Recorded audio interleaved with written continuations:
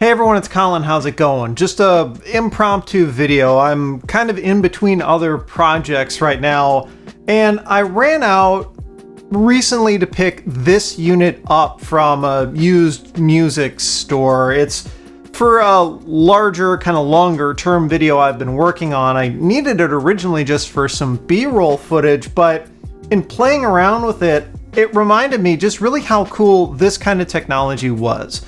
So this is a Sony MDM-X4. It's a 4-track multi-track recorder, and it uses MiniDiscs. Now, multi-track recorders are obviously nothing new, and this thing is far from new. I would consider it vintage. This model came out in the mid-90s. This particular unit was manufactured in 1997. But multi-track recording, especially in kind of a more compact form factor, goes back decades. Probably the most popular form of it when it was a physical device was cassette-based. Maybe you want to practice or learn how to do some sorts of music production, or you have aspirations of getting bigger, but obviously you need to record some demos, that sort of thing, where you're doing a lot of the work yourself. And the final output doesn't need to be perfect, but hey, it's cool because you did it yourself, and that's novel to you, and you learned something, right?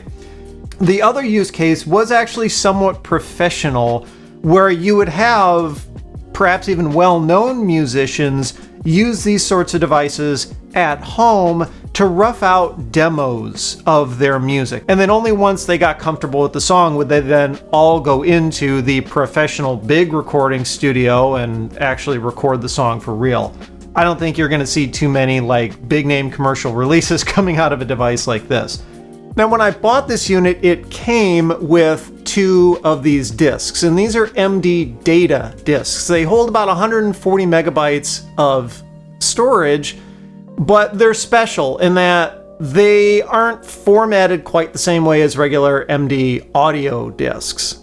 The bummer to media like this, though, was that it was way more expensive. These sold for something like $30 a piece. So you'd want to definitely try to get, as much as you could out of one of these. And if you're familiar with MiniDisc, you've probably seen plenty of these. These are just your regular commodity audio discs. They held up to 80 minutes of standard, music in their standard recording mode. And this device can use regular audio mini discs as well. However, you can only get 2 tracks out of them. You couldn't really cheat and make this device, at least as far as I know, make this device think an audio MD blank, which were way cheaper, is a data mini disc. So yeah, because these are 4 tracks, you wouldn't get as much runtime out of them, maybe half an hour or so. So there was a little bit of a racket kind of with the market and the pricing and all that. It did hold some people back, I feel, from adopting these devices in their home studios, but they still did prove plenty popular. So let's look at this unit itself. And there were many other MD multi-track recorders on the market around the same time from a variety of manufacturers, in fact. This is kind of one of the more basic ones, I would say. I believe they even had some units that offered more than 4 tracks. Of course, it would cut down on your recording time. And units that had more features, better flexibility, functionality, of course. But I feel like for the majority of people who would have bought into something like this would have been kind of the unit that they would have bought. Just because it's pretty easy to get into. If you were familiar with using a cassette-based multi-track at the time, this would have been a very easy transition for you. So in terms of the hardware, across the top are all of your inputs and outputs, with the exception of a couple. Obviously, you've got channel inputs, so channel 1, 2 are combo XLR 1/4 inch inputs, and then 3 and 4 are 1/4 inch mini jack. You've also got this 5/6 input, that's a stereo pair. We'll talk about that in a little bit. You've also got individual track outputs, which is kind of interesting if you need to record a single track, or maybe you came up with something that you just think is brilliant and you're using all 4 tracks and you want to record those out to maybe a different system, something more professional, so that you can do better mix down or mastering or whatever, they actually did give you the ability to pipe all 4 individual tracks out on their own separate outputs, which is kind of nice to see them do in this case. You've also got 2 aux outputs, we'll talk about those in a little bit, and then a pair of stereo returns, which you bring in as part of the aux outputs. So those are all the inputs and outputs. There's a pair of RCAs on the back for your main stereo output, and that's what I've got connected to this unit now. And then there's a second set of RCAs for your monitor output in case you've got like a set of powered speakers or something in your studio space that you can listen to. The main stereo output would usually get connected to another recording device, whether that would be another 2-track MiniDisc recorder or DAT or a CD burner or something like that. These units generally were used during a time when recording audio to computers was fairly expensive. So to get multi-track recording on a computer, you needed some special hardware. Of course, the computer itself needed to be fairly fast as well. So that's really why these things kind of stuck around as long as they did, just because it was cheaper and obviously a lot easier to get into one of these than to get into a computer-based solution. Across the front, just a couple more jacks. Headphone jack on the front here, and then there's 2 1/4-inch jacks that they call assign switches. What those are for is hooking up something like a foot pedal where you can trigger functions in the unit from the foot pedal. So let's pretend that we want to record a song. I don't really have anything to record, but I'll be able to give you a demo of some of that in just a little bit. So you would plug in, let's say, a guitar into channel 1 and a vocal microphone into channel 2 across the top. The inputs are done in strips like this, right? So channel 1 kind of ties to this, channel 2 ties to this strip, and you just go down. And this is actually a very similar way to how professional audio mixers are set up. So if you've used a mixer before, this really technically is a mixer, you'd be familiar with doing it. Trim is going to be like your main gain control on the input side. So if you were plugging in something that was a line level input, like a keyboard or a synthesizer, you'd turn this down more towards the line side. If you're plugging in a microphone, you'd turn it up more towards the microphone side. You'd fiddle with this until you'd get a level that was good and not, peaking or clipping or anything like that. One bummer with this unit, and it also kind of speaks to where it was positioned in the marketplace, is it doesn't offer phantom power. So you could connect a condenser microphone to this if you wanted to, but that mic would need to either be self-powered, like you'd stick a battery in it, or you'd have to have a separate external phantom power supply. So that really, again, just kind of speaks to this thing. I think, let's just say the majority of people who bought a unit like this probably didn't have a ton of expensive equipment to hook up to it. And they probably were also doing this like down in their basement kind of a deal, right? Just noodling around, learning music production, having fun. You've got these input switches, and this is what lets you swap each input between whether it's getting its signal from the actual jack, the channel input, or whether it's getting its signal from one of the tracks off the MiniDisc. So if you're in mixdown mode, let's say you've recorded all of your audio and now you want to get all the levels and the EQ and everything set just right so you can record your 2-track final, master, you would set all of these switches to be coming from the MiniDisc side so it would mix them together. And you can mix and match as well. So if you were doing something like overdubbing or adding in an additional track, and again, I've got a great demo that illustrates that. You can have some of these set for recording from the inputs and other of these set for playing back from the MiniDisc, so you can basically record another track while you're listening to what you've already recorded. EQ controls. You wouldn't usually mess with these during recording. You'd set them flat and then come back later during, mixing and mastering and all that and set them to where they sound good. The Aux Send. It's one knob and it can send the signal to either aux out 1 or aux out 2. Aux buses allow you to send signals to outboard gear, and then the returns, like I was showing with those jacks, let you bring that signal back in. Why would you want to do that? Well, that's because this unit doesn't have any built-in effects. You can do EQ, but that's kind of it. So if you wanted to add reverb, if you wanted to add a dynamic range compressor, if you wanted to add some other effect that modulated the audio signal and then bring it back in to record how that signal had been modified, you would use an Aux Send for that. So your reverb on a vocal track, for example, let's say you plug that reverb unit into Aux Send 1. So you would take this guy and you'd crank it over to, Aux Send 1. The external device doing that reverb would take the signal in, do the reverb effect, and maybe it would generate a stereo reverb effect out of it. Well, you would then plug it into return 1, both sides, and then you could set the amount of reverb or amount of whatever effect coming back using this return knob, and then assign it to whichever tracks you want to when you're recording it. These assign buttons set where the incoming audio gets recorded to on the MiniDisc. So in this case, like that example of you've got a guitar on channel 1 and a vocal mic on channel 2. So you'd press this button on both of these channels to assign it to the 1-2 pair. And then if you wanted your guitar on track 1, channel 1 on the disc, you'd crank this all the way to the left and you'd crank this one all the way to the right. And then you can just set your levels as appropriate. So 5 and 6 is an interesting input. This is a 4-track recorder, like I said. So why is there a 5 and a 6? Well, 5 and 6 is designed to be a stereo input. You can make 2 of these tracks at any time, and 2 of these inputs at any time as a stereo input. You'd simply do this, right? Like we just did, and you'd have your left on channel 1 and right on channel 2.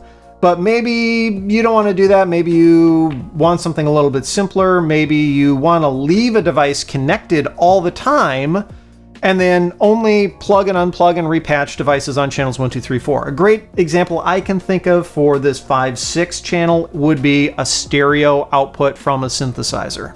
You can plug that in to 5/6, assign it to either the 1, 2, or 3, 4 channel pair, and then record it. You notice that you've only got high and low EQ on here. There are no aux outs on 5/6, so it's a much more limited channel. The master is generally related to kind of the final mix down of all the signals. Everything in this portion of the device, I should mention, is analog. None of this is getting done in the digital domain. There are some caveats to when you've got a setup like that, but again, for the purposes of who this device was designed for, they're really not going to notice the difference. This side is where you control all of the functions and the transport for the MiniDisc itself. So let me actually throw a disc in here. This one is a good example of someone who used all 4 tracks kind of the way they were intended to be used. So when you would go to record, you would use these buttons to arm each channel for recording. They called it record select. I'm used to calling it record arm, as in like, you're arming it to go. The idea would be, let's go back to that initial example, guitar on channel 1, vocals on channel 2. You'd press the record select buttons for 1 and 2, and that would mark those 2 tracks to be recorded. You'd press record and start playing your music, and off you go. If you wanted to go back later, so let's say you wanted to add a bass guitar part and then a second acoustic guitar part or something like that, you could record those to tracks 3 and 4 while keeping what was on tracks 1 and 2. So in that case, you would turn off record select on 1 and 2. You would turn on record select 3 and 4. You'd set the correct assignments on the inputs to go to 3 and 4.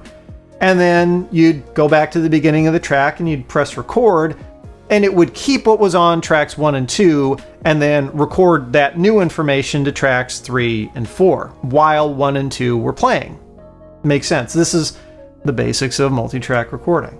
So let me grab my headphones and then we'll actually take a listen to what we've got on this track. It's only one song that this person ever recorded, but it's kind of interesting. This isn't necessarily the kind of music that I would normally listen to myself, but it's a decent example.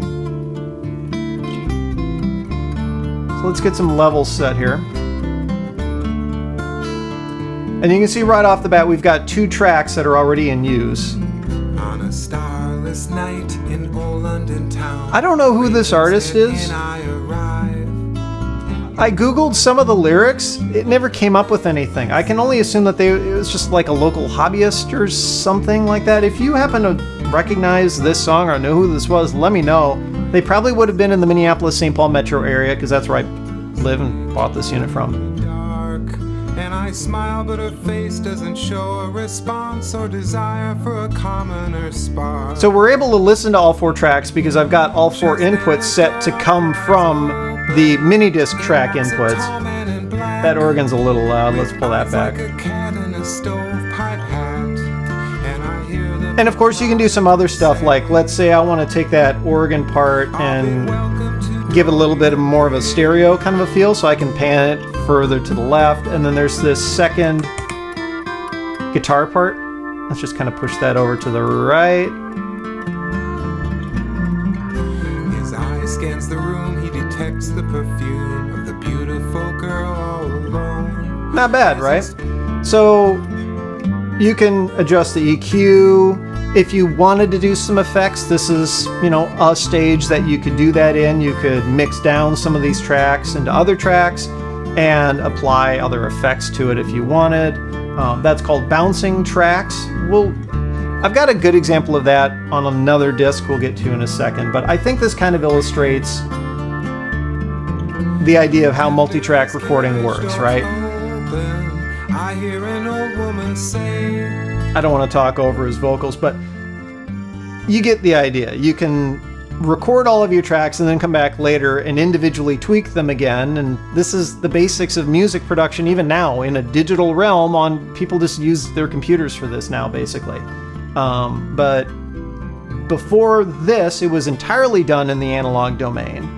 And this was kind of a bridge period where the actual transport, the recording media itself, was digital, but the audio flow was still analog. And something else that's kind of interesting, this is a longer song, I'm just going to pull it back a little bit. You've also got these locate buttons, and these are interesting in that they let you do something called punch in, punch out recording. So let's say, actually here's a great example. You've got this. Some are to the stable born. Oh, that's rough. This track was used twice, track 3 here, for obviously vocal harmony and then also this second guitar part. Well, let's say maybe halfway through the song, this guy screwed up on that guitar part. Like, he made a mistake and he wanted to go back and fix it. Well, would you have to go back to the beginning of the song and re-record the entire part? This song is something like 5 minutes long. That would be really annoying. You screw up almost at the end of the song and you have to completely start from the beginning. Well, what you can do is use these buttons to mark right before and right after where you want to do a small section of recording in the middle of the song. So the idea would be, okay, so you screwed up on your guitar solo in the middle of the song, you back up to the point right before the guitar solo, you make a mark, and then you go to the end of the guitar solo, you make another mark. That's your punch in and your punch out. You can then go back and repeatedly record over just that section of the audio on just that track. And maybe you screw up a second time, maybe you screw up a third time, or maybe you don't even like the way you did the solo and you want to do it completely different, but the rest of the guitar part on that track is perfectly good, you're happy with it. That's the beauty part of going into a more digital workflow like this, is it's a lot faster and easier and better sound quality to be able to re-record portions of that audio over and over and over again. And you can tell he's got kind of multiple tracks on some of these other channels as well. So there's both a guitar and an organ part on track 4 here. That second guitar part, another organ part on track 2, and then those vocals on track 1. Okay, I think that's about enough of that. So this was the first disc that I popped in this unit when I got it, just out of curiosity. And it was a little bit of a tease. Reset all my signals here, and we'll just press play. And at first I'm thinking, oh, cool, like some jazz, right? Like somebody was doing a jazz quartet kind of a thing or whatever. Oh, this would be fun to mix through and, you know, and play back and all that. I got to goofing in with this a little bit more. It turns out, well, it's all the same track across all 4 of these. Like, what?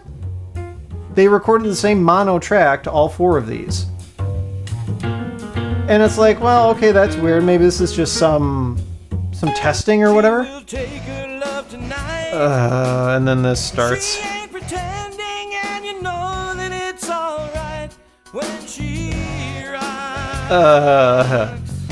So I haven't listened through all of this. What I have listened through. So as much as I'm not really into that previous song, I'm not really into this either. Now, to be fair, whoever this is, their band, I don't even know if it's the same person as what was on that first disc. It kind of doesn't sound like it. They're trying, and there's definitely some talent there, especially with like the guitars and the bass and everything. The lyrics are just bad. They're bad.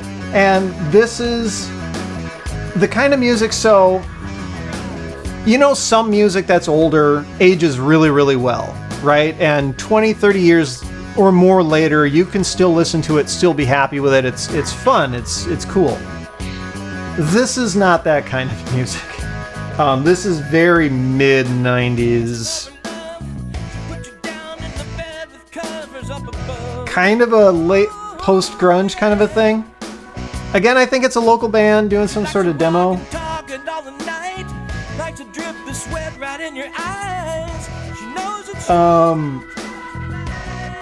I googled some of these lyrics, couldn't find any info. If you know who this is, let me know. I stumbled across one of their demos or whatever. It just came with the unit, which is kind of funny. They did something different with this. You notice they're only using 3 tracks, and like, it's bass, guitar, and drums all on just one channel. I don't know if they had another mixer plugged in ahead of this thing that they mixed all of that into and then recorded just to one channel, or if they did something else called bouncing tracks. Let's get into an example of that. First, I'm going to give you a little bit more cringeworthiness here, just because sometimes it's fun. They just do a lead in. Again, I think this is another song. I haven't listened to this whole thing either. Just like the first few seconds of it, and then I'm like, no thanks. Let's move on. Gotta have it now, how you gonna get it? You gotta do what you gotta do, how you have it, how you gonna get it? You gotta do what you gotta do. It's like a 15-year-old wrote these lyrics. Use the card or pay with cash. You gotta have it, how you and gonna that's kind of the point where I stopped listening. Need loving, gotta have loving. You gotta do what you gotta do, Need loving, gotta have loving. You gotta do what you gotta do. Go nice body, go nice face. Ask her over to your place. Need loving, gotta have loving. You gotta do what you gotta do. Some girls are just big teasers. Some girls can make you jump. Some girls can make you pay later. Some girls you pay at the pump. Pay at the pump. Oh, that's enough of that. Oh, that's the worst. Let's not speak of that ever again. Okay, so I think it's track 5 that's a really good example of showing how you can do something called mixing down or bouncing tracks. This one actually uses all 4 tracks, but they're not all individual instruments. So let's start here at the beginning. Track 1, to me it sounds like this is bass guitar, electric guitar, and then drum overheads. You've got really good hi-hat, you got some of the snare, not a ton of the kick, but it's like they had, the mic over the drum kit. So you're gonna get some of the loudest instruments through that, but not a whole lot of isolation between each of those instruments. Ride cymbal, that sort of thing. There's an acoustic guitar part on here. This is all just track 1. Here's where things get kind of interesting with this. So you got some snare sound, you don't really get much kick drum sound. Track 2 is entirely just kick drum. And track 3 is entirely just snare drum. Now I listened to this for a little bit and I'm like, oh, okay, so cool, they did multiple mics on the drum kit, but listen closer. You can only hear the kick drum. Normally when you mic a full drum kit and you use multiple mics on the drum kit, you're going to get bleed, right? Where in this case, even though the mic would be right up against the kick drum, you're going to get bleed from the snare drum, from the cymbals. They won't be nearly as loud, but they'll still be there in the background. Same thing, and especially more so with a snare drum mic, because the snare drum mic is going to be right next to the hi-hats. You always get hi-hat bleed into a snare drum mic. This is a perfectly clean signal. The other thing, every single snare hit sounds the same. No drummer is going to be perfectly precise with every single snare drum hit to make it sound the same. My guess as to what's going on with this is they actually use something called drum triggers, where they're like these little pads you can stick on the head of the drum or on the shell of the drum in some cases to trigger an external MIDI device like a synthesizer or a drum, a drum simulator sort of thing. My guess is they were playing around with that. And so they had drum triggers on the snare and kick and still recorded the overhead mic of the drum kit and all of that on the channel 1. And then the outputs from whatever synth or, drum sequencing unit, whatever they used, were individually sent to tracks 2 and 3. And that's why you're getting such perfectly clean audio on each of those 2 tracks. These are effectively synthesized sounds. And if you listen, the beat isn't perfectly on time. That means the signal wasn't quantized. So this wasn't something that they ran through like a MIDI sequencer software and transcribed it out and just let the computer or whatever play it back. That's what really makes me think that these use drum triggers. Anyway, so we've got this mix. That sounds okay, right? Here's what's interesting. Track 4 is effectively a mix of tracks 1, 2, and 3. So this is that example of bouncing tracks. So the idea is they got track 1 sounding the way they liked it, plus they mixed in tracks 2 and 3 the way they wanted to, and then recorded those 3 down to track 4. What they could then do, and you can tell there's no vocals on this. This song sounds like it was written to have vocals in there. My guess is that they were planning on coming back and then re-recording over tracks 1, 2, and 3 to add more instruments or vocals or background vocals or whatever. And you could keep doing that over and over and over again. So once you got that sounding good, you could then mix those into another track and continue to kind of consolidate your way down. So that's why having a 4-track recorder like this doesn't necessarily limit you to 4 tracks. I mean, that's how many individual instruments you could record and mix at the same time, but by continuing to kind of consolidate each of those tracks down, you can just, keep making room for more. The limitations to that is the whole interface between digital and analog. Like I said, this is an entirely analog section. This is an analog mixer. And the MiniDisc, of course, is digital, but it takes analog audio in and outputs digital audio and outputs in analog audio back out. There is no digital I/O in this particular unit. You couldn't export a digital multitrack from this or anything like that. So if you were to continue to do that consolidation, you are technically going to be adding noise every time you do so, just from the internal analog noise of this unit. Plus, you're continuing to convert from digital back to analog through the mixer, and then from analog back to digital again.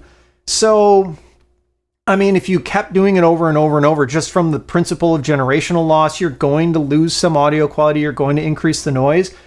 But compared to a cassette, this thing is going to sound so much cleaner, even after doing that multiple times, just because the recording medium itself is digital. You don't have that inherent like tape hiss in the background that you would have no matter what. As you probably heard with what I was playing, it sounded pretty clean. I mean, it's good sounding audio. It sounds like what you would get out of a, digital audio workstation today, running in Pro Tools or FL or Logic or GarageBand or whatever on a modern PC. And so that's where a unit like this really served its niche. It was for people who wanted to graduate beyond just the simple little pocket 4-track cassette-based units into something a little bit better, a little bit more advanced, get some better quality, maybe get some demos put together to shop around to music labels, that sort of thing. I think this unit's really cool. It's been fun to play with.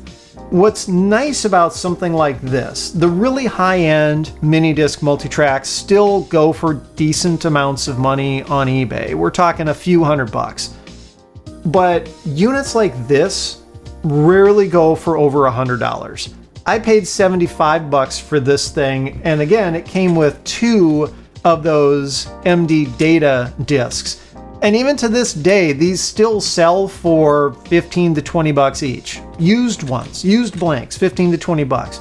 So you figure I got $30 worth of free media thrown in with this device. I think I got a hell of a deal. Plus, if I ever wanted to start noodling around with like audio or music production using kind of vintage equipment with a little bit more of a tactile interface to it instead of just clicking around on a computer, well, this would be a great unit to do it on. So if you've been interested in music production and you want to learn it, obviously if you want the zero investment option, just use your computer. There's plenty of software out there. I mean, if you have an iPhone or an iPad, GarageBand comes for free, and people have legit recorded entire albums on an iPad before. But sometimes buttons and dials and knobs and switches and everything just make things a little bit easier to understand how it works and how the signal flow happens. So maybe one of these would not be such a bad idea after all, despite the fact it's, well, over 20 years old. Anyway, if you like this one, I would appreciate a thumbs up. Be sure to subscribe. You can follow me on Twitter and Instagram at thisdoesnotcomp. And as always, thanks for watching.